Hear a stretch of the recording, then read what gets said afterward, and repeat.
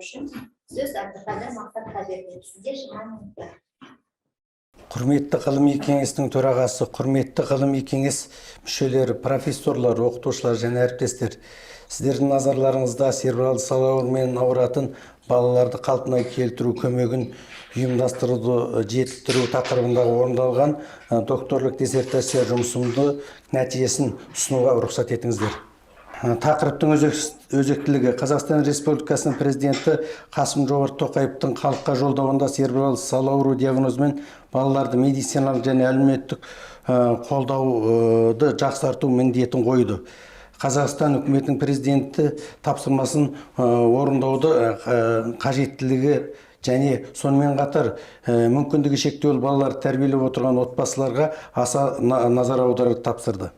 Балалардың церебралды сал ауруы мүгедектік себебі құрамындағы жетекші орындардың біріне ие.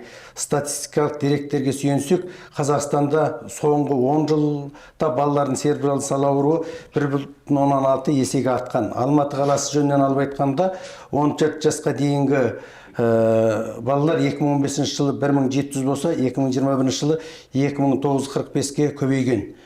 Қазірде Қазақстанда балалардың церебралды сал ауруыменен 19 мың бала реабилитациялық көмекті қажет етеді. Осыған қоса 153 мың бала түзету білім беру орындарында білім алуға мүдделі. Яғни Қазақстанда барлығы 626 мың 700 мүгедектігі бар тұлға болса, соның 11% мүгедектігі бар балалар. Балалардың церебралды сал ауруы терапиясы, нақтылы терапиясы жоқ аурулардың қатарына кіреді. Сонымен қатар Қазақстан Республикасында осындай балаларды оңалту іс-шараларына арнаулы араласып отырған мекемелердің саны жеткіліксіз. Ал бар орталықтардың материалдық техникалық базасы әлсіз және бұл салада кәсіби мамандар жетіспейді. Зерттеу жұмысының мақсаты: церебралды сал ауруымен ауыратын балалардың медико-әлеуметтік статусы, клиникалық диагностикалық сипаты менен өмір сүру сапасын зерттей отырып, қалпына келтіру көмегін ұйымдастыруды жетілдіру мүмкіндіктерін өңдеу. Құрметті кеңес мүшелері, зерттеу міндеттері, ғылыми жаңалығы, қорғауға ұсынылған негізгі қағидалар және зерттеу теориясы және теориялық маңызды ұсыныстар қағазда берілгендігі себепті оқымауға рұқсат етіңіздер. Зерттеу Алматы қаласындағы 3000-нан астам балалардың церебралды сал ауруына реабилитациялық көмек көрсету тәжірибесі бар Мақсат медициналық орталығында жүргізілді. 2018 жылдан 2020 жылдар аралығында медициналық орталықтың көмегіне жүгінген балалардың церебралды сал ауруынан 381 баланың медициналық құжаттары сараланып зерттеуге алынды. Мақсат медициналық орталығының көмегіне жүгінген балалар церебралды сал ауруы осы 381 баланың ішінде спастикалық диплегия және гипергенетикалық түрі басым орынды ұстады. Зерттеуге алынған 381 баланың 63-бірі ұл бала. Генетикалық арақатынасы 1:71 қатынасы бойынша дүниежүзілік көрсеткіштерге жақын. Балалардың церебралды сал ауруы дүниеге келген әйелдердің саны 21-30 жас аралығында көптеп кездесті. Алматы қаласы жөнінен алып айтқанда да 18-ден 30 жас аралығындағы осындай балалардың церебралды сал ауруын дүниеге келген аналар 60,7%-ді құрайды. 33,5% бірінші жүктіліктен туылғандығын анықтаса, бірінші және екінші жүктілікте жалпы 3/1 мөлшерін құрайды. 33,5% әйелдер алғашқы жүктілік, 56% отбасында неврологиялық ауытқушылық бар балалар бұрын болмағандығын растап отыр. Балалардың церебралды сал ауруы босанған әйелдердің 25,3% бүйрек несеп жолдарының ауруы, 21,9% қаназдық, 11,5% жүктілік барысында жедел респираторлы вирусный жұқпаменен жұғымдалған. Гестоз және кеш гестоз 13,5%. Осындай аурулардың себебінен 16,3% әйелдер жүктілік тоқтатуға мәжбүр болған. Алматы қаласы бойынша да қаназдық анемия 60,7%, гестоз көріп отырғандарыңыздар 46,2%-ді құрайды. Босану уақытының жоспарының бұзылуы жүктілік тең кейінгі туылған балалардың көбінің балалардың церебралды сал ауруын келтіріп шығаратындығын көрсетеді. Міне Алматы қаласының статистикасына қарасақ та 28 пен 33 аптада туылғандар 32-де 4%, 22-де 27 аптада туылғандар 15-де 9%. Ата-аналардың тең жартысы 50%-ы балалардың церебралды сал ауруының нақтылы бір ресми себебі жоқ деп санайды. 25% балалардың денсаулығының ахуалы оның осындай ДЦП-ға келтіріп шығуына бірнеше себебі бар екендігін растайды. Балалардың церебралды сал ауруы екендігін күмәнданған ата-аналар туылғаннан 24 айға дейін созылған. Мұның ішінде 45% ата-ана 6 айға дейін күмәнданып үлгерген. Балалардың церебралды сал ауруына диагноз қою туылғаннан 28 айға дейін созылған. Соның ішінде 1 жасқа дейін анықталғандар 70%-ді құралған. Ал диагноз анықталғаннан кейін балаларды емдей бастаған 9 айдан 11 жасқа дейін созылған. Жалпы бақыланған пациенттердің 10%-ін құрайды. Бұл саны жағынан аз болғанменен жоғары ауырлықтағы топ болып есептелінеді. Балалардың церебралды сал ауруынан ауырған науқастардың көбінде 7,5% басын ұстай алмау, 20% еңбектей алмау, 32% отыра алмау, 60% интервенция дағдысы жоқтығы, 75% өз бетінше жүре алмаған. Екі жақты гемофилия науқасы балалардың босану кезіндегі көбінде босану әрекетінің әлсіздігі 54-те 4%-ды құраған. Балалардың церебралды сал ауруы түрлерінің босану санына тәуелділігіне келсек, екі жақты гемофилия түрінің кездесу жиілігі науқас балалардың 57,5%-ын. Бірінші және босанудағы түрі, екінші босанудағы түрінде 30%-ды құраған. Спастикалық гемофилия түріменен науқас балалардың босану мүмкіншілігі бірінші босануда 21-де 5, екінші босануда 28-де 5, үшінші босануда 21-де 4. Гипергенетикалық және аралас түрінде науқастардың 42-де 9%-ы бірінші босанудан туылған. Атоникалық астатикалық түрінде үшінші босануда науқас балалардың туылу жиілігі 53-де 5%-ды құраған. Отбасының құрамы бойынша мүгедектігі бар балаларды тәрбиеленуші отбасылар толық отбасы, толықсыз отбасы, көп балалы отбасы және асыраушы отбасы деп проценттерге бөлінген. Мұның ішінде 88-де 2% балалардың дүниеге келуін үй ішінде қалаған. 91-де 2% жанұя басқа созылмалы аурулардың жоқтығын көрсетеді. 1,9% отбасында мүгедектердің бар екендігін растайды. 70-де 6% отбасында бала дүниеге әкелуге жоспар жоқтығын айтады. Отбасында басқа бала дүниеге келуге ниеті жоқ болудың негізгі себебі кейінгі туылған балалардың денсаулығынан алаңдайтындар 41-де 2%-ды ұстайды. Әйелдердің арасында жалпы орта білімдер 20-да 6%, орта арнайы білім алғандар 38-де 2%, есебінде әйелдердің жоғары білім көрсеткіші 52-де 9%. Сәйкесінше үй жағдайында бала күтіміне отырған әйелдердің саны ерлерге қарағанда басым. Отбасында темекі шегетін әйелдердің үлесі 52-де 9%. Аналарға қарағанда 9 есеге жоғары. Аналарда 5,9%. Ата-ананың екеуі де темекі шегетін отбасылар 2,9%. Алкоголь тұтынатын тұтыну бойынша аналардың көрсеткіші 7,3%. Әкелердікі 29-да %.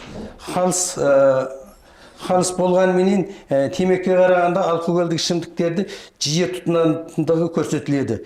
Денсаулық жағдайының осы зерттелген ата-аналарда аналар 79-да 4% жақсы деп есептесе, әкелер 85-де 3% өз денсаулығын жақсы деп санайды. Мүгедекті балалар тәрбиелеп отырған отбасыларда негізгі жақтан аналар 87% ұстайды. Балаларды қарауға және мүгедектікке бөлінген жәрдемақымен өмір сүріп отырған отбасы 17-де 1%. Бала қараусыз қалмау үшін жұмыссыз үйде отырған жағдайлар 44%. Отбасының басым бөлігі 61,8% өз тұрғын үйі бар екендігін айтады. Жалдамалы тұрғын үйде 26,5%. Тұрмыс жағдайын жақсы деп есептейтіндер 61,8%. Қанағаттанғандар бар деп есептейтін 29,4%. Ал баланы тасымалдап ем шарасына басқа да жұмыстарын апару үшін көлік жоқ деп көрсеткендер 48,3%. Мүмкіндігі шектеулі адамдардың үйлерінде және әлеуметтік нысандарға бару барысында мүмкіндігі шектеулі адамдарға жасалған құрылғының болуы 35% ғана растап отыр. Сонымен қатар респонденттер көбінде әлеуметтік педагогты, логопедті, ЛФК мамандарының, психологтердің көмегіне көп жүгінеді. Респонденттердің тұрғын үй көмегінің қызметін төлеуге жеңілдіктен пайдаланғандар 48%. Санаториялық курорттарға жолдама алғандар 48%. Ай сайын балалардың жәрдемақысына қамтамасыз етілген 93,7%. Мүгедектігі бар балалардың отбасына берілетін жәрдемақы 85,7%. Құраса, осы ата-аналардың әлеуметтік қолдау шараларына көңілі толмайтындар 11,3%-ді құраған. Ата-аналардың балаларға арналған ата-аналардың осы балалардың церебралды ауруына науқастанған балалардың арнайы балабақшаға апарғандар 27,1%. Баланың үй жағдайында оқып тәрбиелеп отырғандар 33,6%. Басқа арнайы білім беру орындарына, мектептеріне апарып отырғандар 34,8%. Арнайы оқу және білім беру орындарына апарған ата-аналар реабилитациялық шараларды ретті қабылдап отырғандығын дәлелденді.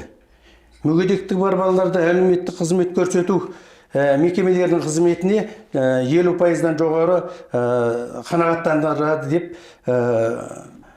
Ал енді денсаулық сақтау саласының қызметіне толық қанағаттандыру көрсеткіші 51,9%-ді көрсетті. Зерттеу нәтижелері мүгедектігі бар балалардың барлық жас топтарында көрсеткіші бойынша өмір сүру сапасын салыстырғанда айтарлықтай қалыс екендігі көрсетіледі. Онда 14 жас аралығындағы балаларды науқастардың екі топта өмір сапасы барлық параметрлер бойынша алшақ. Науқас балаларының пікірі кейбір тұстары активистік көзқарастарды танытады. Жалпы алғанда ата-аналардың пікірімен сәйкес келеді. Балалардың церебралды науқасының реабилитациялық көмекті ұйымдастыру мақсатмен медициналық орталығынан 50 пациент, Ақсай балалар ауруханасынан 50 пациент зерттеуге алынды. Бұл кездейсоқ сандар кестесі арқылы дәлелденіп зерделенді. Мана Уитни әдісін қолдана отырып, қалпына келтіру көмегін кешенді емес ұйымдастыру түрлеріне тәуелсіз құрылған жиынтықтардың нәтижесінде салыстырмалы емес. 0,5-тен жоғары болды. Яғни балалардың жеке тұлғалық белсенділігі, қимыл және қозғалыстарында ешқандай өзгеріс болмаған. Балалардың церебралды ауруы науқас балаларды реабилитациялық көмек көрсетуге алғанға дейінгі және кейінгі көрсеткіштерін көмегін қанағаттандыру көрсеткішін медициналық орталықтан өткен пациенттердің байланысқан жиынтықтар арқылы Вильоксон әдісіменен өңделді.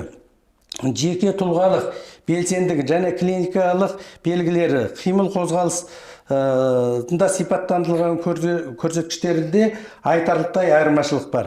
Бұл 0,5-тен төмен болып, жақсы нәтиже бергендігін көрсетеді.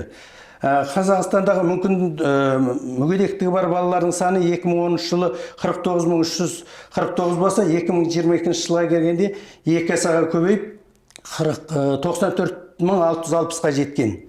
Алматы қаласының өзінде 2010 жылдан 2013 жылдар аралығында бұл балалардың церебралды ауруы төмен болса, 2014 жылдан қазірге дейін қарқынды өсу бейнесі байқалады. Денсаулық сақтау жүйесінде нейрореабилитациямен 45% ғана мекемелер айланысады, әрі олардың барлығы толыққанды реабилитациялық орталық статусына тән емес.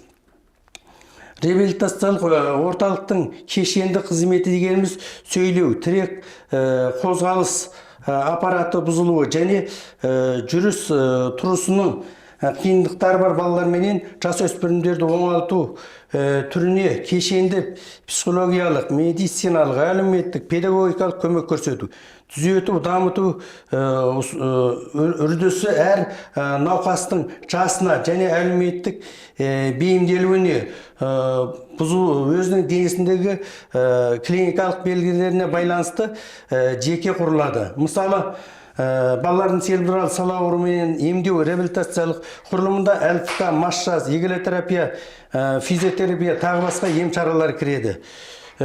Сөйлеу құрамында логопед, дефектолог, психолог жұмыс жасайды және педагогтармен бірлесе отырып емдеу іс-шара жоспары құрылады. Сонымен қатар Мақсат медициналық орталығында мүмкіндігі шектеулі балалардың ата-аналарына отбасы жағдайында реабилитациялық көмекті қалай көрсету туралы курстерді өткізіп үйретеміз және отбасында тәрбиелеу туралы кеңестер беріледі. Келесі слайд. Мақсат медициналық орталығымен реабилитациялық көмек көрсетудің іске қосылуы және церебрал сал ауруымен ауыратын балаларға қалыпқа келтіру көмегін жетілдіру үлгісінің авторлық куәлігін көріп отырсыздар. Келесі 45-46 слайд тұжырымдармен және тәжірибелік ұсыныстар. Үйлестірме қағазында болғандықтан оқымауға рұқсат етіңіздер. Рахмет, баяндамаңызға. Диссертациялық сұрақтарыңыз бар ма, сұрақ қоюға бола ма? Шолпан Әділжанова, біз сіз тыңдап отырмыз, сұрағыңыз қоя қойыңыз. Қайырлы таң, құрметті қатысушылар, құрметті қорғаушы Каримович. Бүгінгі диссертацияның тақырыбы өте маңызды. Мен өте қуанып отырмын. Осындай тақырыпқа көңіл бөліп, бүгін міне мынандай диссертация қорғау отырыс болып атқанына. Неге десеңіз, біздің отанымызда осы тақырыппен қорғаған адамдар өте аз. 13 жыл бұрын сол бірінші болып мен болған, соны қорғағанмын именно осы тақырыппен. Онан кейін менің шәкіртім 10 жылдан кейін енді бүгін сіздер осы тақырыпқа көңіл бөліп отырсыз. Рахмет. Менде бір-екі сұрақ бар. Бірінші, тек қана Алматы қаланың балаларын зерттедіңіз ба? Жоқ, тағы басқа аймақтарды зерттедіңіз ба? Оның кейін екінші сұрақ. Осы диссертацияның жаңалықтары қандай болып табылды, соны кішкене тереңірек айтсаңыз. Неге десеңіз, көбінесе мен естігенім сол статистика туралы да не айттыңыз. Онан кейін мына церебрал салды аурудың себебін көбірек айттыңыз. Оған енді басқа мамандар, басқа мемлекеттің өкілдері оған көп көңіл бұрын берілген, зерттелінген. Сондықтан жаңалықтарды тағы да айтып кетсеңіз. Онан кейін в качестве рекомендаций біз енді жер жүзіндегі мамандар и осы біздің Қазақстанда да мына ауру туралы айтқан кезде церебрал сал ауру, ол МКБ-10 шифрымен G80 деп жазылады, церебралды сал ауру деп. Ал балалар деген сөз ол жерде жоқ. И қазіргі таңда бәріміз соған көштік. Мына балалар деген сөзді қолданбаймыз. Сондықтан оны да ескертіп қою керек. И сабақ берген кезде де студенттерге оны айту керек. Неге десеңіз, бала 18 жасқа толғаннан кейін оның ауруы кетіп қалмайды. Сонымен уже ересек адам болып, бірақ диагнозы балалар сал ауру деген уже некорректно болады деп сондай келісімге келген болатын.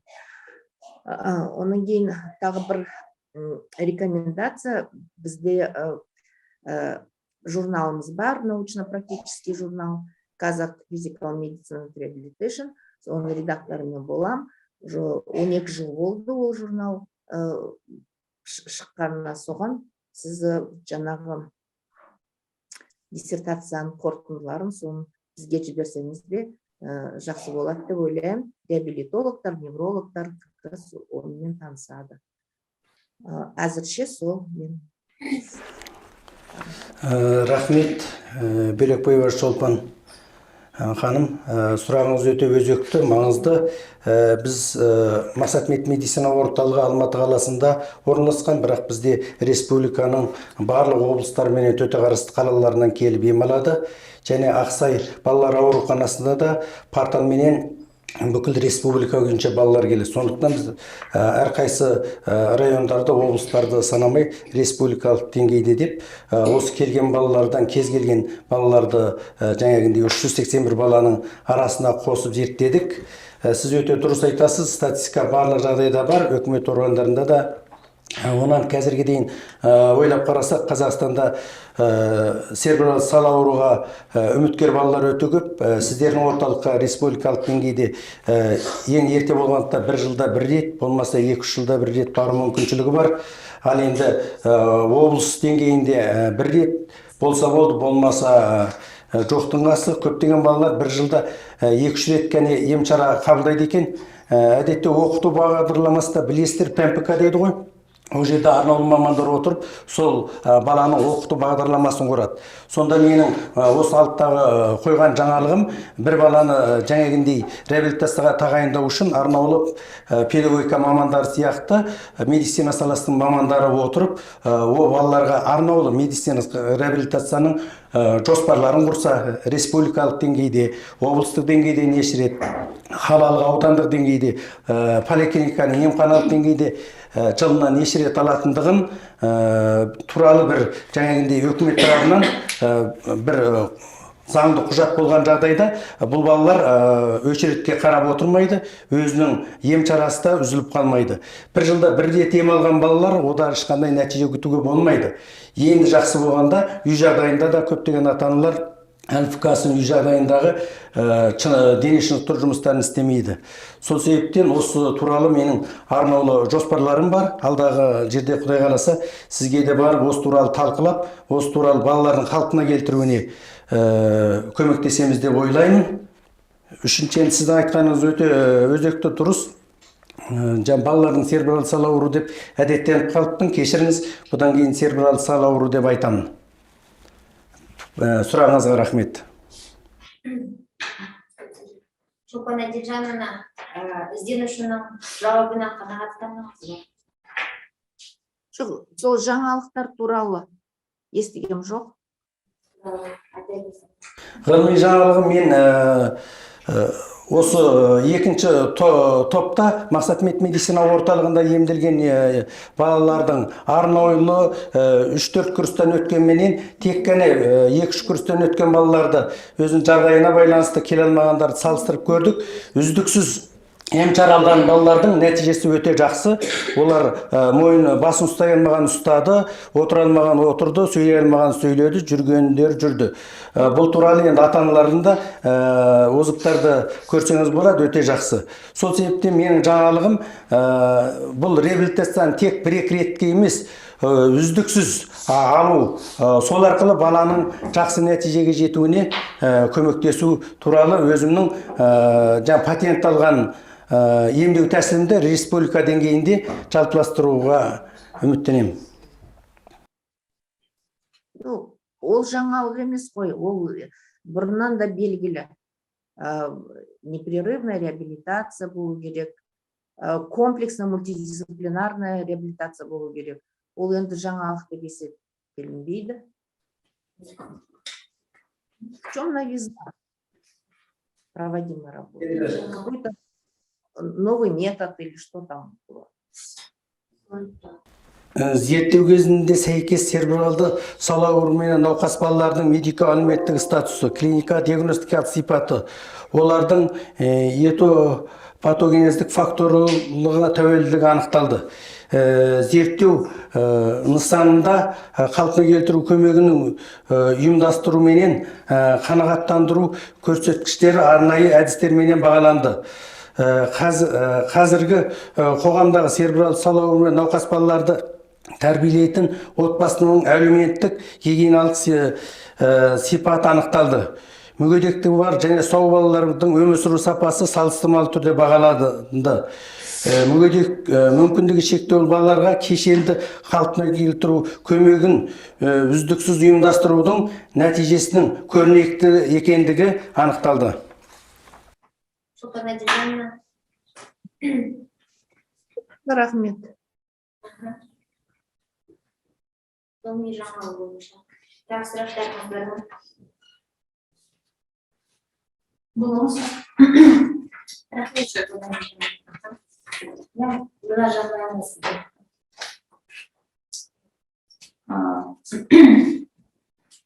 Құрметті Мақсат Абдикадир, сізге көп рахмет. Осындай актуальный тақырыпты қозғалуына.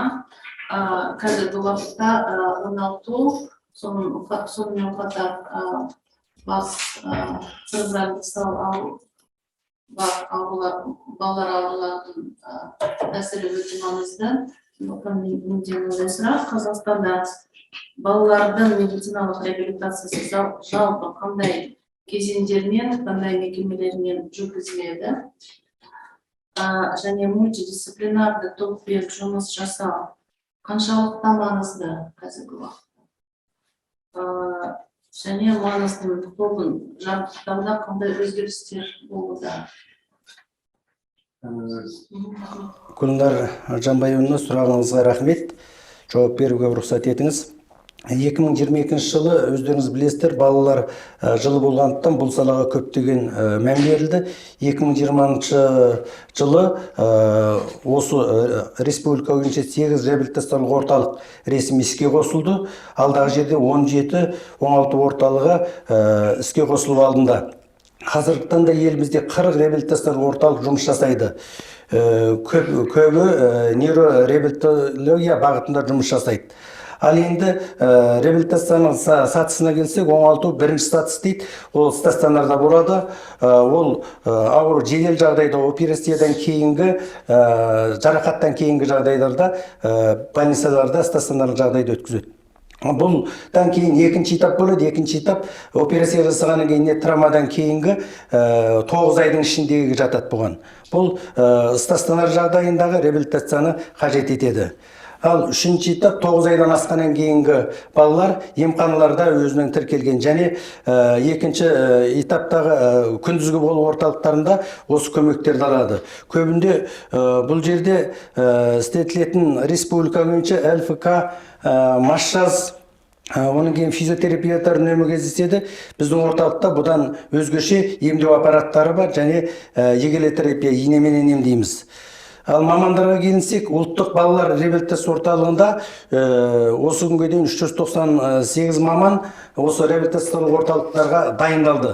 Ал енді реабилитолог мамандығы осы бертіндегі 3-4 жылдан бергені ресми түрде сертификат беріп, мамандығы ретінде қарастырылды. Бірақ ол кафедралық этапта әлі нақтылы факультет жоқ.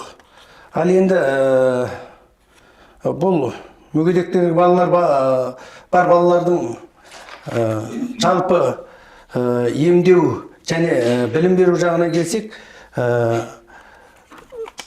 жүйелі түрде істеліп жатыр, бірақ алдыда тағы да істейтін көптеген жұмыстар бар.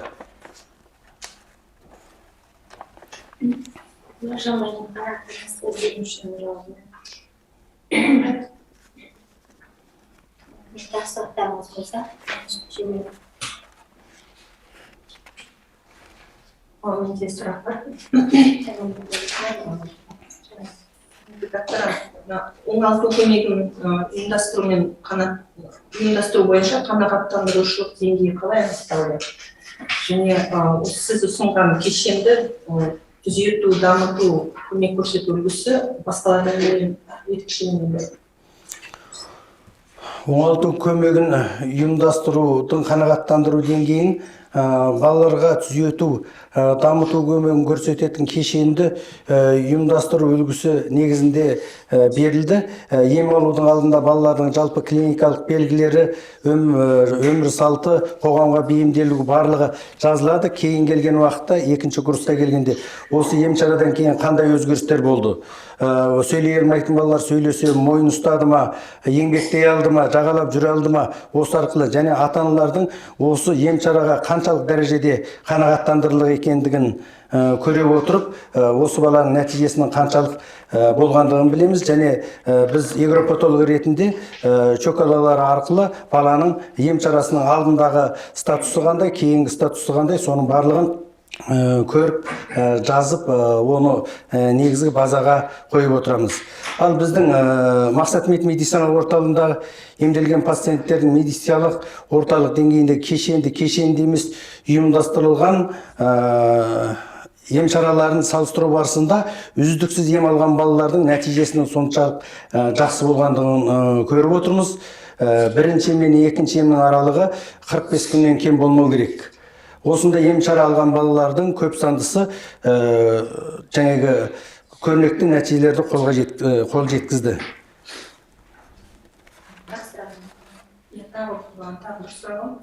Сіздің жұмысындағы тәжірибелік нұсқауларда сіз келтіргенсіз әрбір науқастың жағдайына байланысты реабилитацияның бағдарламасын құру тегін. Осыған қатысты жазбаларды унификациялауда бір қиындықтар болды ма? Дұрыс айтасыз, қиындықтар болды. Өйткені біз келгеннен кейін бірінші болып балалар болғаннан кейін сөйлей алмайтындығы себепті ата-аналардан оның ауру тарихын сұраймыз. Көптеген ата-аналар баланың ауру тарихына, босанғандағы кездегі жағдайына, ал ем шараның оңалту іс-шараларын қай жерде, қандай ем шаралар алды, ем шараны алу барысында қаншалық нәтижелерге жетті. Ал алдағы жерде сіздің жетуге тиісті мақсатыңыз не? Баладағы негізгі кінәрат сөйлеуде ма, жоқ, жүріп тұрыста ма, жоқ, ақыл ойында ма? Осының барлығын ата-аналардан сұрау барысында олар толық жауап бере алмай, бізге бірқатар қиындықтар туылады. Онан кейін көптеген ата-аналар өздеріңіз көріп отырсыздар, және коррекциялық білім алуға 156 мың бала есепте тұрғандығын. Оның негізгі себебі біз қолдан жасап отырмыз. Ата-аналар баланы жыламасын деп соткаларын беріп қояды да, YouTube-тан қай ұлттың тілінде қарап жатқан, қандай мазмұнды қарап жатқанын білмейді. Сол себептен маған кездесті, балам сөйлемейді тек келген, тек қана ағылшын тілінде біледі екен. YouTube көреді. Ағылшын тіл мұғалімі менен сөйлескенде кәдімгідей диалог орнатты. Сол себептен ата-аналарға да біз осы жағындағы сұрасақ, өздері де білмейді, қай тілде көретіндігін, қандай мөлтберім көретіндігін. Осындай қиындықтар кездесті.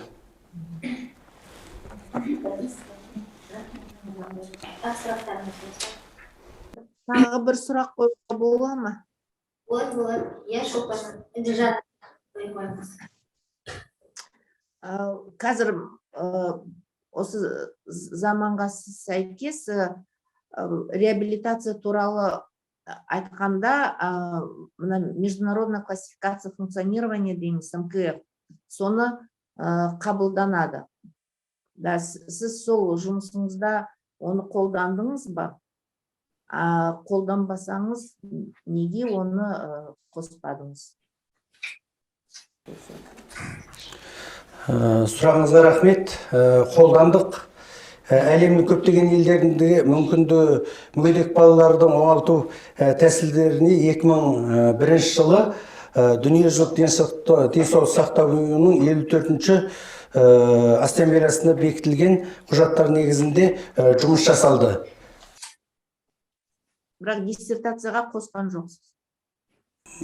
Мазмұндары бар ішінде, диссертацияның ішінде бар. Рахмет. Сұрақтарыңыз болса? Менде бар. көшелерін қарастырамыз. Өте өзекті мәселені көтеріп отырсыздар. Осы бүгінгі біздің мемлекетімізге өте орнықты керек жұмыс деп ойлаймын. Менде тек бір сұрағым, сіз өмір сапасын тек сау балалармен ғана салыстырдыңыз ба, немесе балалардың ауыртпашылығына байланысты салыстырмалар жүргіздіңіз ба? Сонымен қатар өмір сапасын зерттеу үшін қандай әдісті қолдандыңыз, қандай сұрақтама өзіңіз жасадыңыз ба, немесе ол халықаралық бір сауалнама қолдандыңыз ба?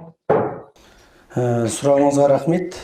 Көптеген ғылыми зерттеулерге негізделгенде осындай мүмкіндігі шектеулі балалар менен сау балалардың өмір сапасы салыстырған мәліметтер өте көп. Дұрыс айтасыз. Мүмкіндігі шектеулі жаңағы церебралды сал ауру бала менен сау балаларының аралығында мәлім дәрежеде жаңағы көптеген алшақтықтар бар екені рас. Бірақ реабилитациялық көмекті көрсету барысында кейбір көрсеткіштері тіптен сау балаларға жеткілікті. Айтатын болсақ, ақыл ойының дамуының өзі сау балалардан жақсы есептерді шығаратын, сондай мүмкіндіктері және ойлау қабілетінің жақсы екендігі көрінеді. Сол себептен мен өзіміз жаңағыдай сауалнама ұйымдастырдық. Әлеуметтік, педагогикалық, оның кейін тұрмыстық ем шараларға қандай деген жүз сұрақтан тұратын сауалнаманы ұйымдастырып, осыны жаңағы сау балалары осы қалалық 10 емханада тіркелген балалардан алсақ, ал енді емделген балаларды Мақсат медициналық орталығындағы ата-аналардан осы сауалнама негізінде қорытындылап, ғылыми зерттеу жасап, мақала жазып, осы арқылы қорытындыланды. Көшелерін қанағаттанасызба, жауабын іздеу үшін. Рахмет. Тағы сұрақтар болады ма? Сұрақтар жоқ болса, онда келесі қадамға көшейік. Сөз ресми рецензент, медицина ғылымдарының докторы, Санжар Асмияров атындағы Қазақ ұлттық медицина университетінің неврология кафедрасының профессоры Идрисова Жанар Рүстемовнаға беріледі.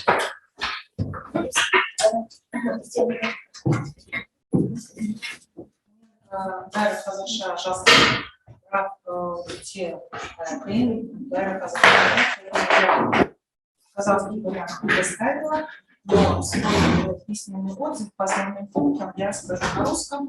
Некоторые вопросы, которые есть, я для докторанта задам на казахском языке. Значит, что хотелось бы сказать, что тема диссертации чрезвычайно актуальная. Она выполнена в рамках государственной программы соответствия развития здравоохранения и в целом направлению по снижению инвалидизации детского населения и переносу, глобально отражает тренд по переносу реабилитационных мероприятий в непрерывный режим и не в режим чистых медицинских учреждений, таких специализированных центров. Более подробно, я думаю, зачитывать я не буду, это все есть. Работа вносит и существенный вклад в комплексную организацию реабилитационной помощи детям с детским церебральным параличом и фокусируется на таком старом направлении, но на котором мало кто фокусируется, а именно качество жизни и социальный статус детей с детскими церебральными параличами и особенно их семей. И, конечно, это лежит в рамках нашего направления сегодняшнего, когда мы не разделяем в детстве и не только при церебральных параличах, но при другой патологии, вот сейчас про Алханы, детей и членов их семей, потому что реабилитация, в принципе, в большом понимании, должна проводиться и с членами семей этих детей, и, конечно, сам докторант Максат Абутагыр именно пионер этого направления, он тесно очень работает с семьями и изучает именно социальный статус и так далее. И в этом плане работа новаторская, она много что раскрывает и показывает значимость комплексной реабилитации семей детей с церебральными параличами. Работа, несомненно, самостоятельная, это я дальше иду принцип самостоятельности. Самостоятельность работы высокая. Вот, она в принципе авторская, и методики некоторые, которые он принимает. Конечно, они, здесь где сказано, что они уникальны, они не уникальны, поэтому наша Шалпана Диджановна имела некоторые вопросы. но они, несомненно, интерпретированы и предложены в практической плоскости абсолютно самостоятельно. То есть это абсолютно самостоятельная, независимая работа, основанная на авторских подходах к реабилитации. Работа внутренне едина, это 4-й принцип, она обоснована большим материалом в течение представленных почти 10 лет. Содержание диссертации отражает тему диссертации, и непосредственно каждое положение вытекает из другого. Цель задачи соответствует. Все виды и разделы друг другу, все виды и разделы диссертации логически взаимосвязаны, и направлены на решение основной цели. В работе есть критический анализ, применены методы математического анализа, статистического анализа, которые являются достаточно высококачественными и, соответственно, обосновывают результаты диссертации. Принцип научной новизны. Конечно, результаты являются новыми. Может, я написала полностью новыми в рамках именно этой работы. Конечно, они во многом повторяют то, что было уже известно, но основной момент, который он дает, это момент, что он не просто это предлагает, а именно практически все это внедрил в жизнь. Выводы диссертации являются новыми, а технологические решения, они новаторски применены автором, но они являются в том числе и заимствованными. Поэтому я указала пункт частично новые до 75%. Основные выводы диссертации основаны на обширном материале диссертации и обоснованы данной диссертацией. Положения, выносимые на защите, они доказаны, они не являются тривиальными, не являются новыми и рекомендованы к широкому принципу, к широкому внедрению в практику. Единственное, что я хотела бы потом, чтобы по 3-му положению, которое вынесено на защиту, я еще раз потом повторю для него этот вопрос, 3-е положение, которое вынесено на защиту, а именно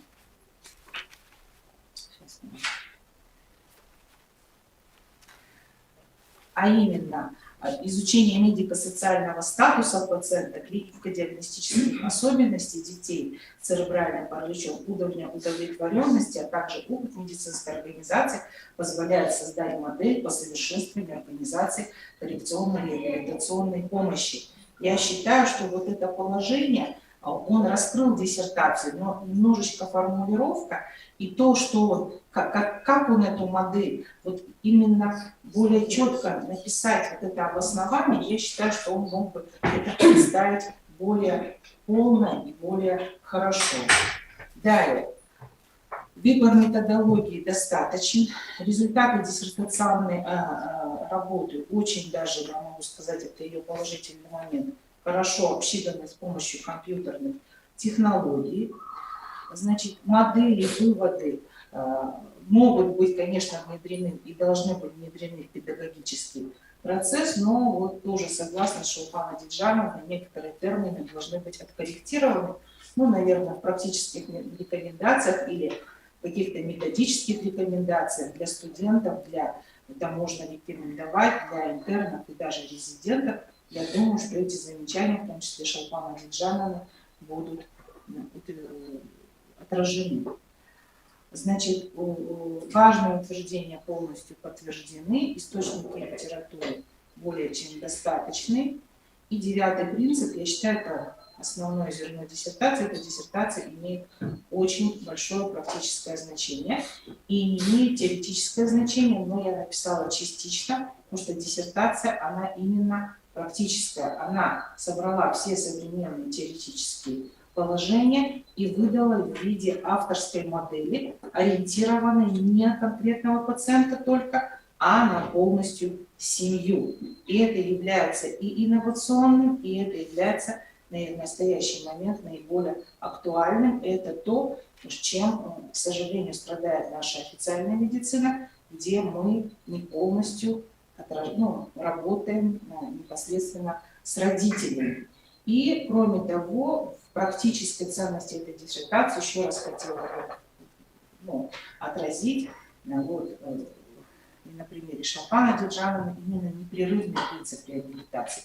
То есть в данном случае, хотя я знаю, Максатмед работает и по государственному финансированию, но это частная организация, он может позволить себе достаточно часто этих детей у себя наблюдать. В то время, как вы знаете, для госучреждений есть ограничения 1 раз посещения, даже на 20 дней в течение 3 месяцев. Поэтому вот этот непрерывный принцип, который не всегда Шапана Диджанова прекрасный реабилитационный центр, но туда раз в год попадешь, что с большим трудом, максимум 2 раза в год. А здесь именно Максатмед, он как бы преемственность определяет, как я сказала, с Аксайской больницей и так далее, но осуществляет непрерывную реабилитацию, что является очень важным. То есть фактически он формирует, и вот я тоже считаю, что при этих положениях патента надо было это новое, что он формирует как бы новый тип вообще жизненного уклада этих семей. Вот к чему он идет. Он хочет сказать, что нужно работать с семьями и менять их жизненный уклад, и таким образом реабилитировать и ребенка, и всю семью. Качество оформления высокое, материала очень много, очень даже, мне кажется, где-то избыточно, поэтому могу сказать, что академическая диссертация оформлена очень хорошо. Теперь, что касается вопросов. Я хотела бы, чтобы на этот вопрос непосредственно диссертант ответил. Вот в пункте 5.3 техникалық технологиялық автономиялық немесе басқару шешімдері жаңа және негізделген мен жаздым екінші пункт, что 25,5%. Я хотела бы, чтобы ОПС Минздрав үшінші қағидалар и балалар сау қолымен и солай, пожалуйста, Мырза Максат айтыңыз, қай интегративті модель сіз бердіңіз. И суть вот этой модели все-таки я бы хотела услышать по 3-му пункту, выносимому на защиту. Если бы вы смогли пояснить сегодня интегративті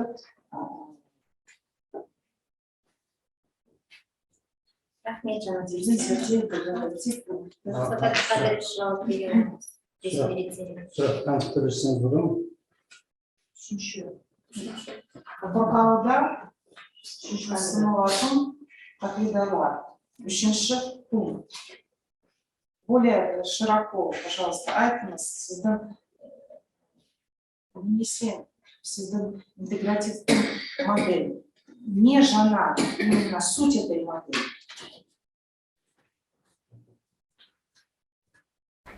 Мүгедектігі бар және денсаулық балалардың өмір сүру сапасын салыстыру барысында түзелу мүмкіндігі шектеулі балаларға және 153 сау балаларға тез негізінде тексеру сауалнама жүргізілді. Сауалнама барысында өмір сапасының қалыпты балаларға қарағанда төмен екендігі көрсетілді. Бұны негізгі жақтан сауалнама сұрақ арқылы тексерілді. Түсіндім, бірақ сіздің интегративті модель, интегративті көмек көрсетілді модель. Более подробно айтыңыз, в чем вот суть новизны вашей именно модели? Келген науқастарды арнаулы жаңағындай ем-шара тағайындаймыз. Тағайындау барысында жалпы шокаларына байланысты, диагнозларына байланысты, әлеуметтік жаңағындай жағдайына байланысты, ол ата-аналардың сұрақтарына байланысты барлығы тұрақтанады. Сол арқылы емдеп болғаннан кейін бір рет емес, үнемі қадағалауымызда болады телефон арқылы және кейінгі курсқа келгенге дейін. Осының барлығы жалпы баланың алдағы жерде оңалтып, халықты қоғам қатарына келтіруіне дейін жұмыс жасаймыз. Мамандар тобы көбінде біздікі жаңағы медициналық, педагогикалық және әлеуметтік сала болып есептелінеді. Ал енді психолог мамандар да жұмыс жасайды. Онымен қатар бертіндегі жылдардан бері ерготерапия мамандығы да іске асырылды. ЛФК мамандығы ол қол-аяқтың бүкіл бұлшықеттерімен жұмыс жасаса, ерготерапия мамандығы кеудеден жоғары бас, мойын, екі қол, тілдің сөйлеуі және жұтыну рефлекстеріне қаратты жұмыс жасайды. Педагогтар және бізде музыка терапиясы да бар. Олар да балалардың жаңағыдай назарын аудару арқылы жұмыс жасалады. Ипотерапия болады, баланың қорқыныш, үрей сезімін кетіру үшін жұмыс жасаймыз. Осымен қатар енді балалардың жаңағыдай күнделікті емнен шаршағанда аптасына 1-2 рет концерт қойып беру арқылы баланың көңіл күйін көтеріп, жалпы үй жағдайында ем алғандай сезінеміз. Біздің медицина орталығының мамандары ақ халат кимейді. Қарапайым бір басқалай түспенен балалардың үрей сезімін әкелмеу үшін үй жағдайында сезіну үшін сондай жұмыс жасаймыз.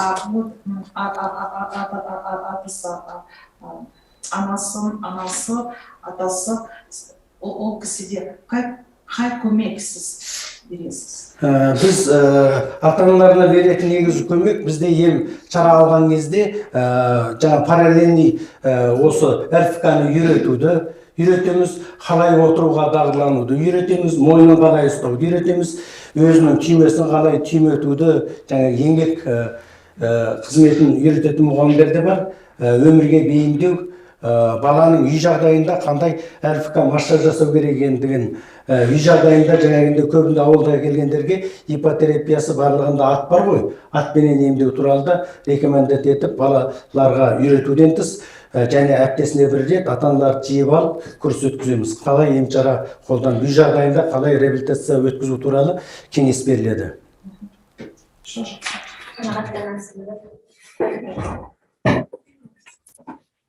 Рахмет, Жанна Кристиновна.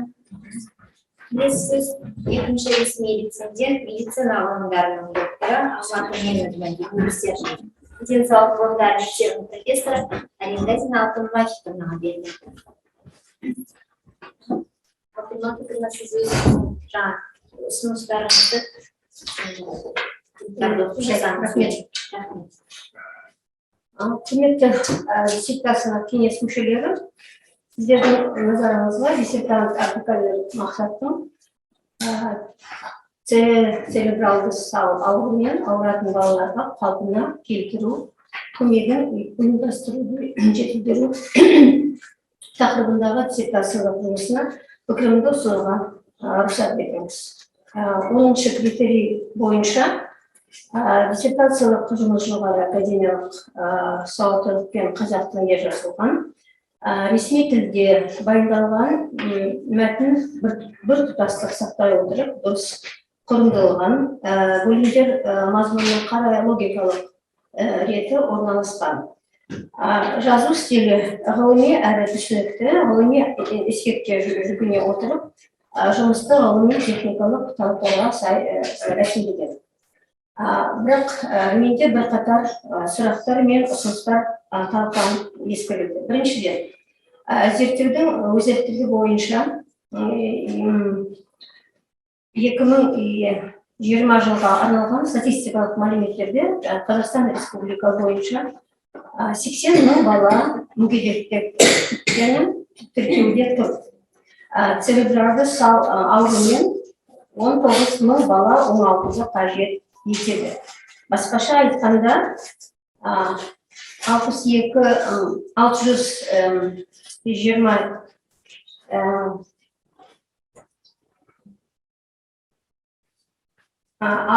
мың мүгедектен 11% балалар делінген.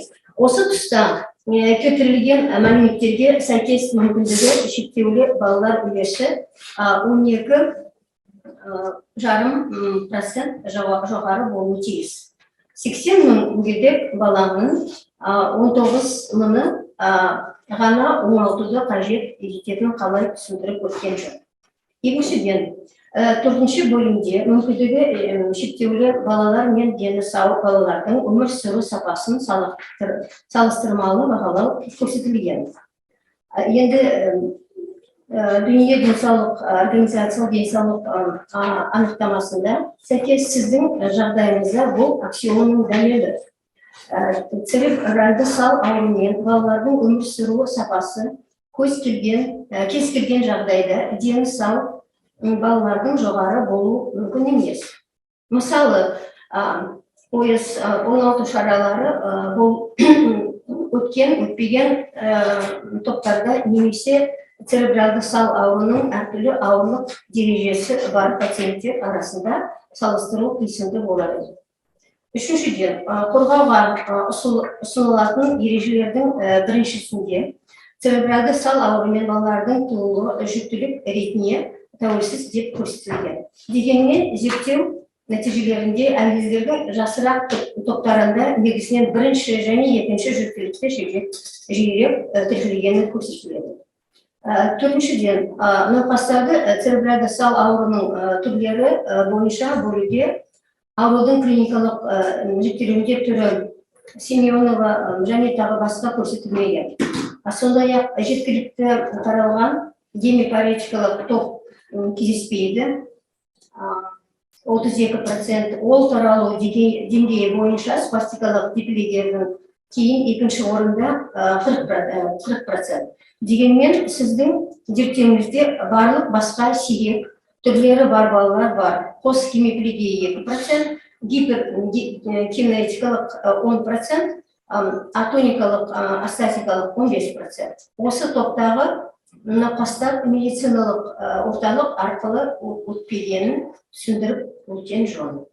Бесіншіден, науқастардың неврологиялық жағдайын сипаттағанда басын ұстай алмау, еңбектей алмай, отыра алмау тәрізді ата-аналардың шағымдарына тән терминдер кездеседі. Әлемдік ғылыми медицина қоғамдастықтың аурудың бағалаудың жалпы қабылданған стандартына сәйкес диагностикалық шкалары мен тесттер Шолпан Бөлікбаева, Лисовский мен соны қолданылды ма? Орайлысы науқастарды церебральды сал аурудың функционалдық классификация Gross Motor Function Classification System, яғни күнделікті өмірде моторлы функцияларының 5-ші деңгейінде сәйкес қозғалыс дағдыларының даму дәрежесін және шектелудің ескеріп топтастырды. Алайда келтірілген кемшіліктер орындалған зерттеу құндылығын төмендетпейді, әрі ғылыми жұмысты оң бағалады керек емес. Бірақ сондықта мына менің сұрақтарыма жауап беріңіз деймін. Рахмет, Сұрағыңызға рахмет. Сұрағыңыз өте өзекті, өте дұрыс. Дұрыс айтасыз, 2020 жылғы ресми деректер негізінде 12,7% болған, бірақ бұл мәліметтер кіріспе бөлімінде көрсетіліп тұрақтанған. Біз есептеген мәселе емес. Сілтемеде көрсетілгендей, бізде нақтылы келген балалардың санын есептеу барысында да осы өзгерістер байқалған. Республика бойынша статистика әртүрлі. Медициналық денсаулық сақтау саласындыкін және басқа мемлекеттік мекемелердің статустары ұқсамайды екен. Сондықтан енді 1-2% айырмашылығы болып отыр. 2019 жылғы есеп бойынша республикада 1384 төсек орын болса, ал енді осы 2022 жылға келген нұқта 4000 неше төсек орындарды көрсетеді. Бұл әр жердегі статистикаларда әртүрлі болып кездесіп отыр. Ал екінші сұрағыңызға жауап, дені сау баламен ауру балаларды зерттеу барысында дені сау балаларының статусы жоғары болатындығы расында рас, бірақ көптеген ғылыми мақалаларда, ғылыми зерттеу тақырыптарында көрінеді. бұл монохоптың мүгедектігі мүмкіндігі шектеулі балалардың отбасылардың өмір сүру сапасының жөніндегі Москвадағы 2009 жылғы зерттеуде де және басқа зерттеулерде осы тұстары көрінеді.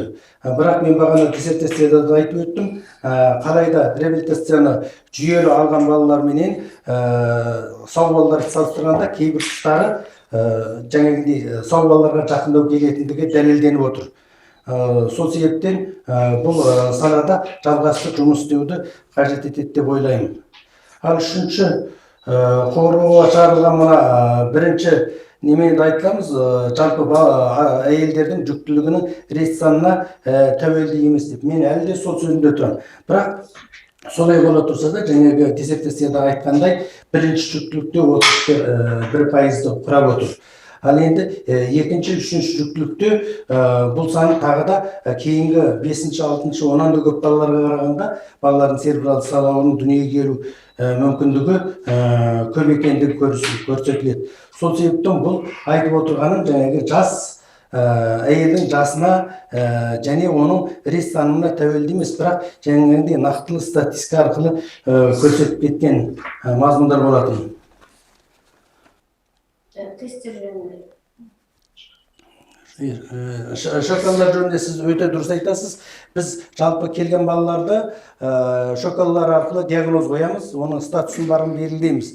Бірақ осыменен қатар балалардың нақтылы клиникалық белгілері жазылу керек. Клиникалық белгілерде баланың басын ұстай алмау, еңбектай алмау және өздігінен жүре алмау, сөйлей алмау деген мазмұндар клиникалық белгілерінде аннотациясында жазылғанды мен диссертацияға қосып отырмын.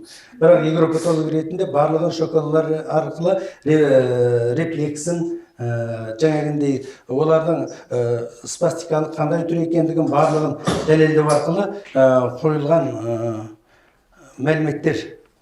Ал нәтижелеріне келсек, бұл пациенттерді жалпы бізде ем алған пациенттерді өзіміз жаңағындай жүйелі үздіксіз ем алғандар менен анда-санда бір-екі рет ем алғандарды салыстыру арқылы жаңағы ем шараның ата-аналарға қанша ерте бастаса сонша жақсы екен. Үзбей үздіксіз ем шараны қолданғанда жетістікке жететіндігін дәлелдедік.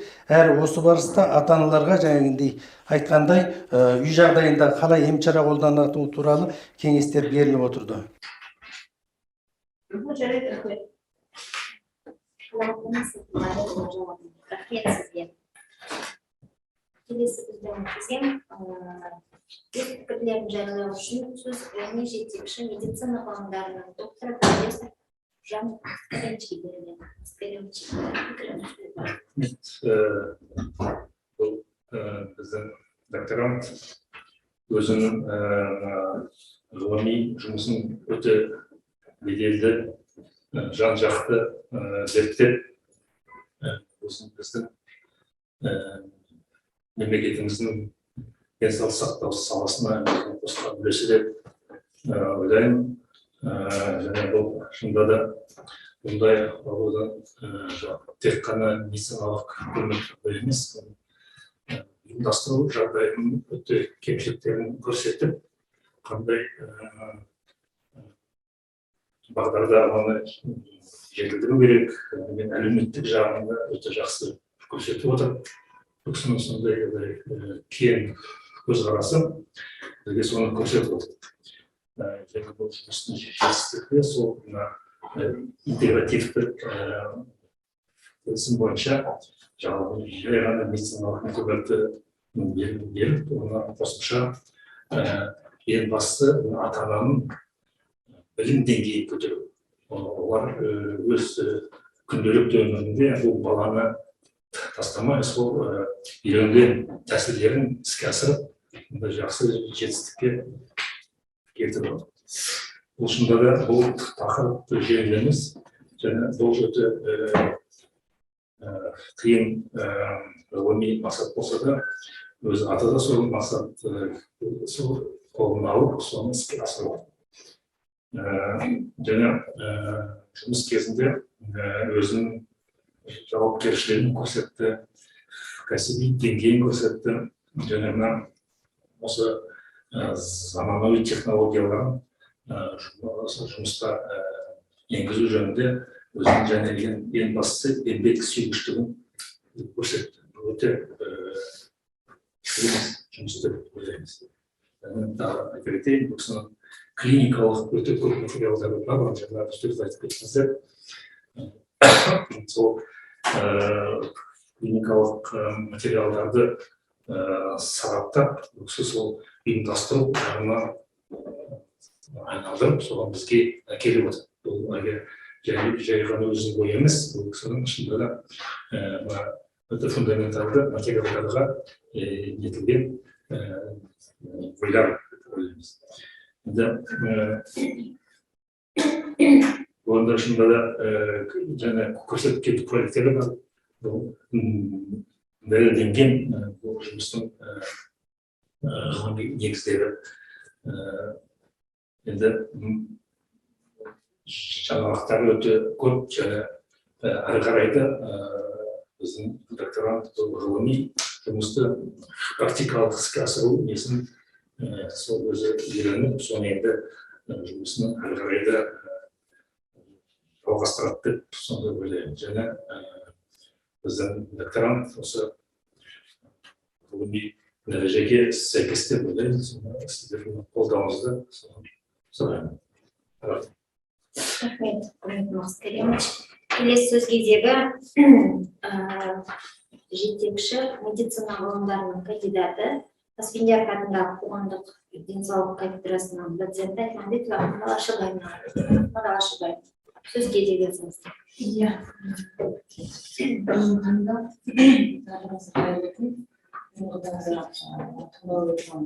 Докторлар диссертациялық жұмысты осы ғылыми кеңесте қойылымға мүмкіндік беріп жатқан үшін осы ғылыми кеңестің төрағасы, басшысы және ғылыми хатшыға үлкен бірінші кезекте алғысымызды білдіреміз. Барлық осы ғылым кеңесінің мүшелерінің барлығына осы докторлық жұмысқа ескеріп, назарларыңызға ұсынып, оны бағалап, уақыттарыңызды бөліп, өте құнды тілектер айтып жатқандарыңыз үшін және алғыс айтамыз, рахметімізді білдіреміз. Особо хотим выразить благодарность нашим рецензентам за вашу высококвалифицированные объективные отзывы. Они только улучшили нашу работу. После ваших замечаний и предложений докторант стал вообще многие моменты пересматривать, уточнять. Это только послужило дополнить и придать значение очень важным местам. Мы тоже приложили усилия, чтобы все это выглядело лучшим образом.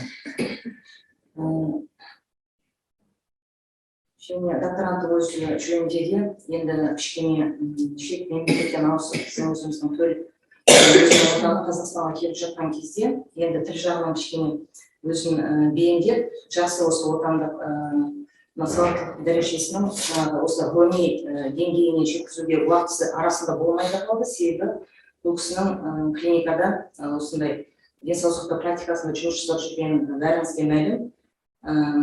Сол оның көмегіне деген жасап жатқан жұмысына кәсібіне деген тұтынушылық жоғары болғандықтан осы практикамен екі ортада жүріп мына жұмысын жасап жатырды. Және осы тұста ерекше назар аударып алғысымызды білдіргіміз келеді Шолпан Әлихжановнаға.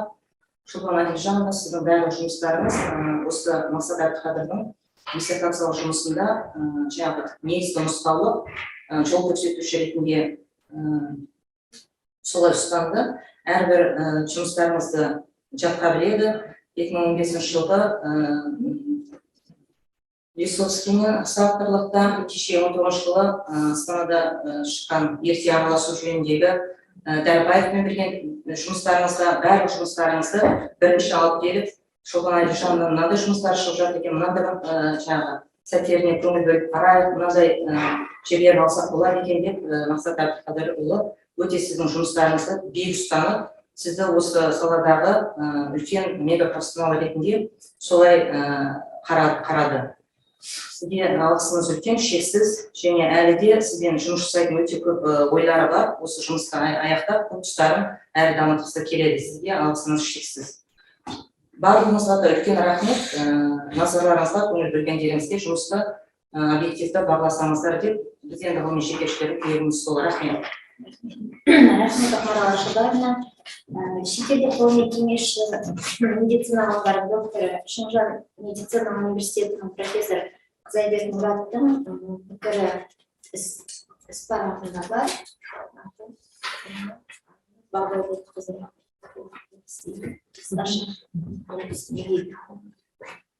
Рахмет. Мақсат Абдықадырдың диссертациялық жұмысы жөніндегі ғылыми кеңесші, медицина ғылымдарының докторы профессор Мұрат Зайбектің пікірін оқуға рұқсат етіңіздер қысқаша. Мақсат Абдықадырдың диссертациялық жұмысының нәтижесінде церебралды сал ауруымен ауыратын балаларға ұйымдастырылатын қалпына келтіру, оңалту, реабилитациялық көмектің ұйымдастырылуы, сапасы мен нәтижелілігі жөнінде жаңа мәліметтер алынып, осы көмек түрін қоғам сұранысына сәйкес жетілдіру, қалпына келтіру көмегін көрсетуде кешенді жүйесін қарастыру қажеттілігі айқындалды. Жұмыста церебралды сал ауруымен ауыратын балалардың медико-әлеуметтік жағдайы, оларды тәрбиелеуші отбасылар әлеуметтік гигиеналық зерттеліп, денсаулығы шектеулі балаларға қалпына келтіру көмегін ұйымдастыруды жетілдірудің басым бағыттары анықталды. Сонымен қатар зерттеу базасы ретінде таңдалған медициналық орталықта көрсетілетін қалпына келтіру көмегінің кешенді үлгісінің тиімділігі бағаланып талданды. Мақсат Абдықадырдың диссертациясы ғылыми тәжірибелік міндеттердің жаңа шешімін ұсына алатын толығымен аяқталған ғылыми біліктілік жұмыс болып табылады.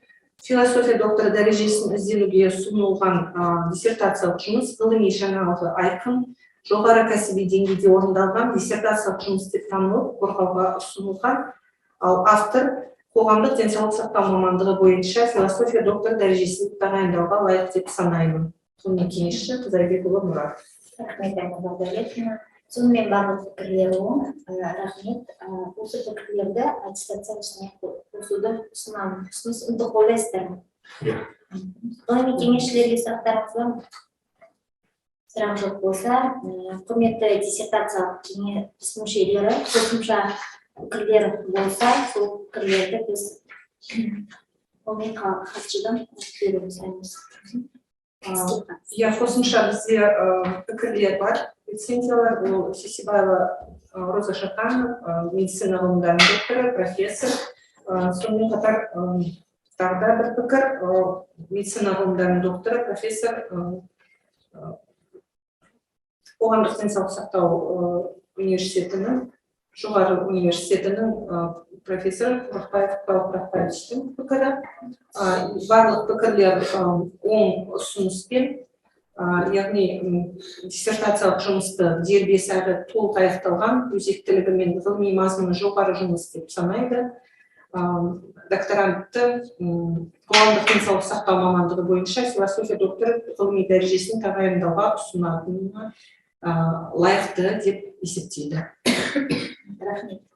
Ізденушінің аттестациялық материалдарды қосуды ұсынамын. Ұсынуды қолдайсыздар ма? Келесі кезең ол диссертациялық жұмысты талқылау, обсуждение работы. Құрметті диссертациялық кеңес мүшелері, қосымша ой пікірлеріңіз болса, осы диссертациялық жұмысқа қатысты. Қандай тежауына?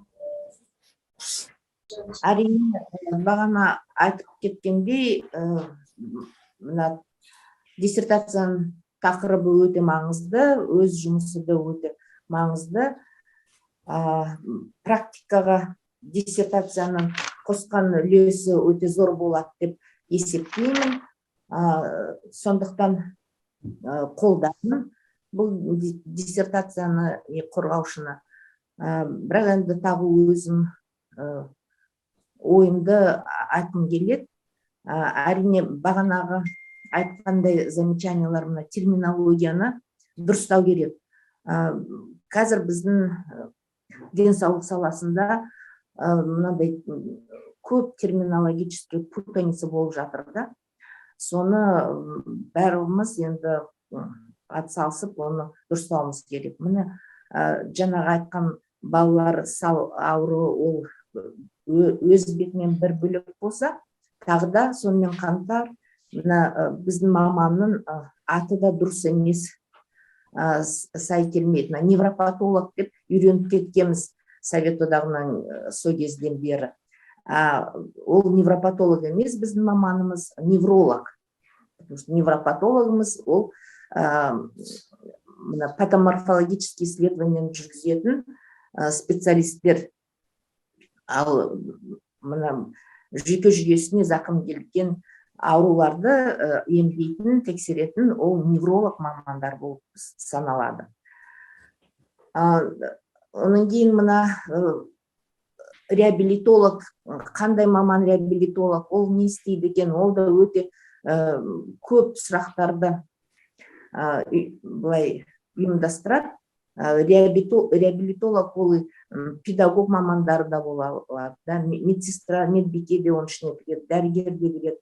Қазір бізде мынандай дәрігер, лечебная физкультура, врач ЛФК дейміз, кинезотерапевт, оның барлығы сол реабилитолог болады. Неге десеңіз, оңалту, реабилитация, ол мынандай мультидисциплинарный команда болып саналады, көп мамандар кіреді да. И мына жер жүзінде сол дәрігер, специалисттер, инструктор лечебной физкультуры дегендер, олар физическая медицина, реабилитация специалисттері болып саналады. Вот сондай сұрақтар енді әрине көп, бірақ ол бүгінгі тақырыпқа келмейді, бірақ сонда да косвенно касается, так как реабилитация туралы айтып жатқаннан кейін, оны да диссертацияның ішінде дұрыстау керек мамандардың аты жөндерін. И мына мультидисциплинарный командаға соны айтып кеттім ғой. Ол мультидисциплинарный командаға бәр мамандар кіреді. Жаңағы айтқандай медбикеден бастап дәрігерлердің түрлі, оның кейін коррекционный педагогтардың барлығы кіреді. Сонымен қатар оның ішіне ата-анасы да кіреді. Пациенттің өзі де ата-анасы. Ол жаңағы оңалтудың халықаралық 8 принципісіне сәйкес, сол бір принципі семья, ата-аналар қатысу болу керек. Сол мультидисциплинарный команданың ішінде. Оны да ескерту керек. И мына жаңағы диссертацияда ол туралы жазылып жатыр, оны енді жаңалық ретінде көрсетіліп жатыр. Негізгі ол енді жаңалық емес, мүмкін ол біздің ортаға жаңалық болайын деп жатқан шығар. Бірақ уже біздің ортада да ол бұрыннан енді бар, бірақ бәр жер, бәр аймақтарда оны қолданбайды. Сондықтан мүмкін ол жаңалық сияқты болып көрінеді. Бірақ енді ескертіп айтуым керек, ол белгілі принциптер, оны білу керек. Оның кейін енді диссертация қорғау, ол есеп беру емес. Оны да ұмытпауымыз керек. Мына жаңадан қорғап жаңа мамандар соған келгенде оның барлықтарын білу керек. Ол тек қана есеп беру емес, это не самоотчет, не отчет. Шынымен ол мынандай жаңалықпен болу керек. Біз сол қандай жаңалықты ел жүзіне айтамыз, сол тек қана біздің Қазақстанда болмайды ғой бұл диссертация. Оған басқалар да көңіл бөледі, қарайды, оқиды. Сонда ол әрине мынандай терең көрсету керек жаңалықтарды. Ол Жанат Рүстемов айтып жатыр, жаңалықтар бар. Мен енді диссертацияны бірінші бетінен соңғы бетіне дейін талқылап оқығам жоқ енді, өкінішке орай. Уақытта тығыз болды. Жанат Рүстемов оппонент болғаннан кейін бәрін оқығам, көрсетіп отыр, жаңалықтар бар екен. Бірақ ол кісі де айтып кетті, не сакцентированно, то есть более терең көрсету керек еді, анық көрсету керек еді сол жаңалықтар. Ну и Жанат Рүстемовнаның келісімімен де қосыламын. Толық жаңалықтар емес деп, ішінара жаңалықтар болып шықты. Енді оны ары қаратай да дамыту керек. Неге десеңіз, жаңағы тақырып, мына проблемамыз өте күрделі, керекті. Біздің денсаулық саласына да, ата-аналарға да, балаларға да өте керекті тақырып болып тұр. Сондықтан мен бұл диссертацияны қолдаймын. Енді қойған замечанияларым, ренжімейсіздер, енді ол менің өзімнің ойым, қандай ой туды сол диссертациямен танысқанда, вот соны енді айтып отырмын. Оны айтпасқа болмайды. Рахмет. Қандай проблемаңызды, пікірлеріңізді айтсаңыздар, жұмысқа қатысты.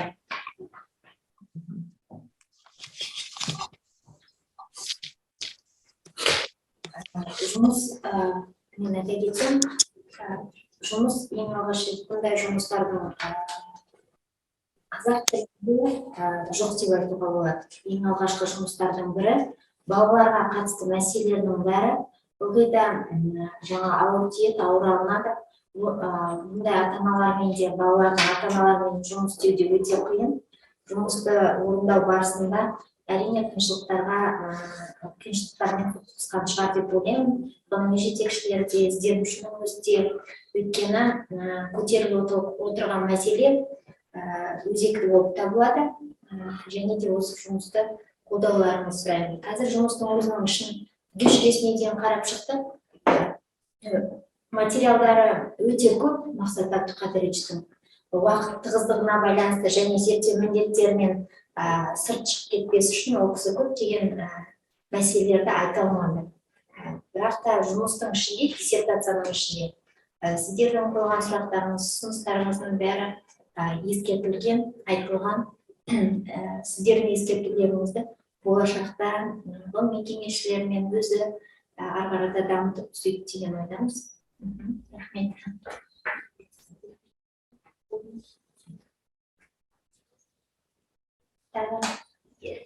Болса, онда келесі сөз кезегі Абдықадыр Мақсатқа беріледі. Қорытынды сөз.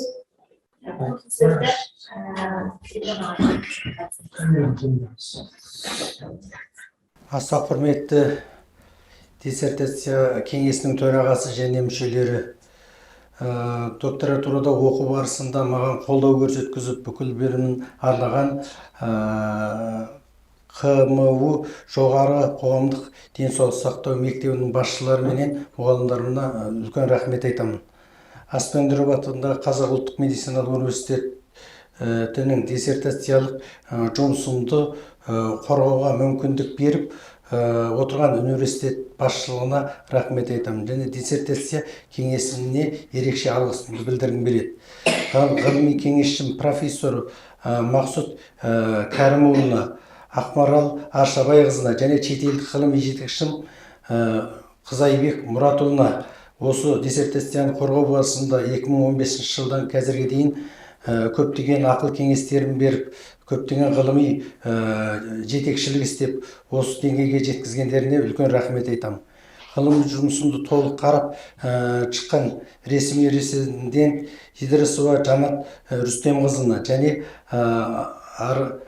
Аранғазинова Алтын Ханымға үлкен рахметімді білдіргім келеді. Сонымен қатар ғылыми хатшы Айнұр Бағдәулетқызы менен техникалық хатшы Гүлзат Нұрбақытқызына үлкен рахмет. Мені қолдап келген әріптестеріме де рахмет. Құрметті кеңес мүшелері, диссертациялық жұмысты талқылау аяқталды. Енді жасырын дауыс беру процедурасына көшеміз. Жасырын дауыс беру жазбаша түрде өтеді. Диссертациялық кеңестің әрбір мүшесі өз шешімін арнайы бюллетенде белгілейді. Содан кейін оны арнайы жәшікке саламыз. Онлайн режимде қатысып отырған диссертациялық кеңес мүшелерінің дауыс беруі диссертациялық кеңестің ғылыми хатшысына электрондық почта мекен-жайларына жіберген сілтеме бойынша дауыс беру арқылы өтеді. Жауап есеп комиссиясының төрағасының немесе өкіліне жолдануы тиіс. Төмендегі шешімдердің бірін қабылдау үшін жасырын дауыс беру жүргізіледі. Философия докторы PhD бойынша доктор дәрежесін беру бірінші, екінші диссертацияны пысықтауға жіберілсін, үшінші диссертация қайта қорғауға жіберілсін, төртінші философия докторы PhD бойынша доктор дәрежесін беруден бас тартты. Абдықадыр Мақсаттың диссертациялық жұмысы бойынша жасырын дауыс беруге 3 адамнан тұратын есептеу комиссиясын сайлауымыз керек. Есептеу комиссиясын сайлауды ұсынамын. Председатель ретінде Тұрысбекова Сәуле Тілеубергеновна,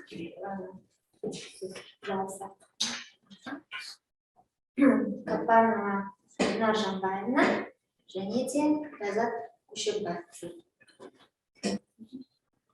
Қарсы еместер ме? Дауыс беріңіз.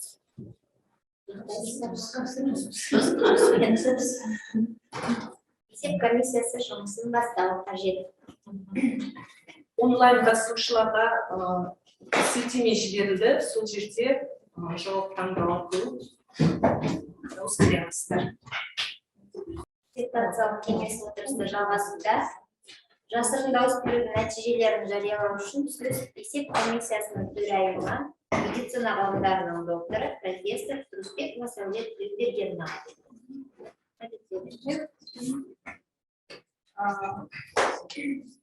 Құрметті қауымдар мырзалар, комиссия философия докторы дәрежесін алу үшін Абдықадыр Мақсаттың қорғаған диссертациясы бойынша жасырын дауысқа салудың қорытындыларын шығару үшін сайланды. Диссертациялық кеңестің құрамы 9 адам санымен бекітілді. Кеңес құрамына қосымша дауыс беру құқығы бар 2 адам енгізілді. Мәжіліске кеңестің 7 мүшесі, оның ішінде қаралған диссертация саласы бойынша 6 ғылым докторлар қатысты. 9 бюллетень таратылды. Таратылмай қалды, жешке қалды бюллетень жоқ. Енді Абдықадыр Мақсатқа философия докторы дәрежесін беру бойынша дауыс беру нәтижесі, философия докторы бойынша доктор дәрежесін беру 9 адам қатысты. Диссертация басқа жүргізілісі жоқ.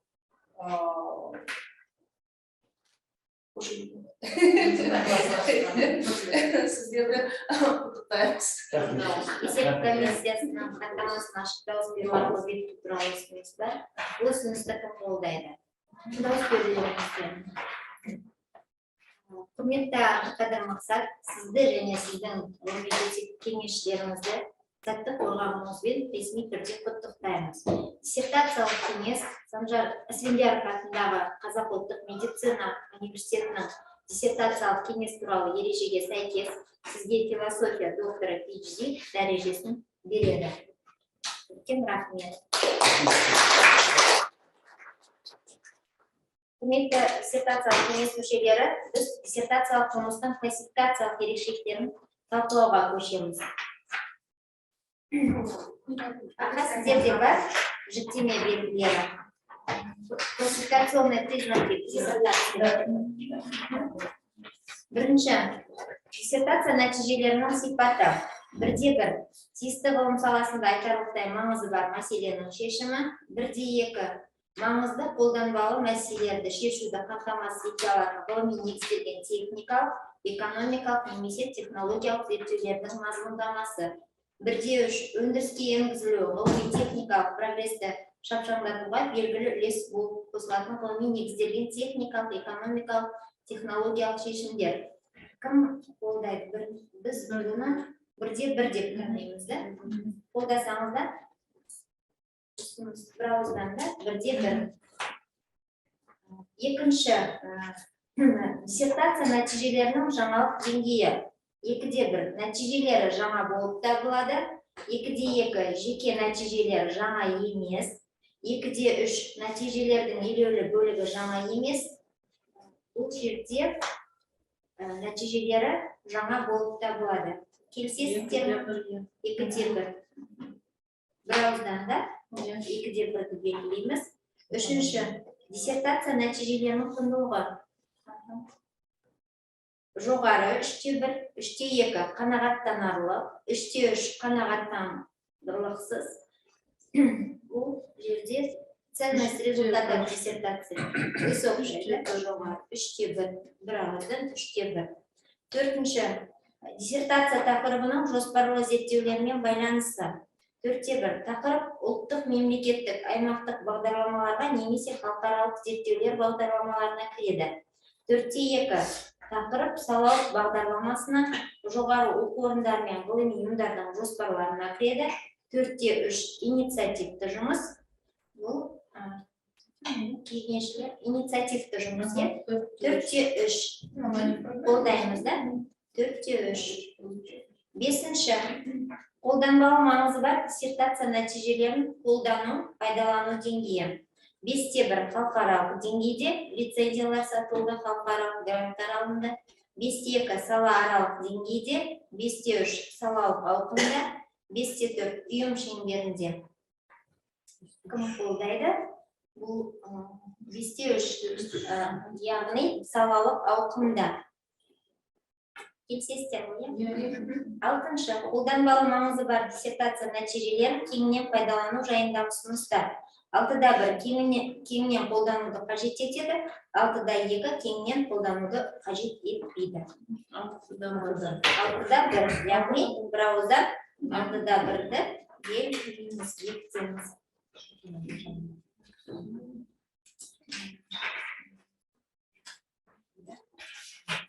Шолпан Адилжановна ғана екінші диссертация нәтижелерінің жаңалық деген жеке нәтижелері жаңа емес дегенді белгіледі.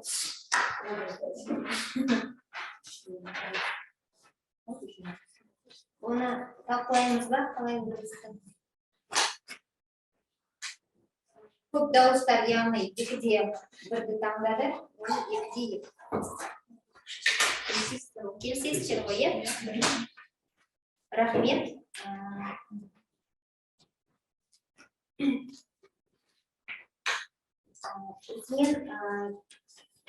Церебралды салалармен ауыратын балаларға қалпына келтіру көмегін ұйымдастыруды жетілдіру диссертациясы Қазақстан Республикасының білім және ғылым министрлігінің ғылым және жоғары білім саласындағы сапаны қамтамасыз ету комитетінің ғылыми дәрежелер беру ережесіне сәйкес дайындалған, ашық талқылау, жасырын дауыс беру қорытындысы негізінде Санжар Асфендияров атындағы Қазақ ұлттық медицина университеті жанындағы 6D-110-200 қоғамдық денсаулық сақтау мамандығы бойынша диссертациялық кеңес Абдықадыр Мақсатқа философия докторы PhD дәрежесін тағайындайды. Егер де диссертациялық кеңес жұмысына қатысты пікірлеріңіз болса, ескертулеріңіз болса, бар ма ескертулеріңіз? Құрметті диссертациялық кеңес мүшелері, құрметті рецензенттер, әріптестер, қонақтар, жұмысқа белсенді қатысқандарыңыз үшін алғысымызды білдіреміз. Рахмет сіздерге уақыттарыңызды бөліп, өздеріңіздің ғылыми негізделген ұсыныстарыңызбен пікірлеріңізді айтқандарыңызға үлкен рахмет. Бүгінгі мен диссертациялық кеңес жұмысын аяқтайды.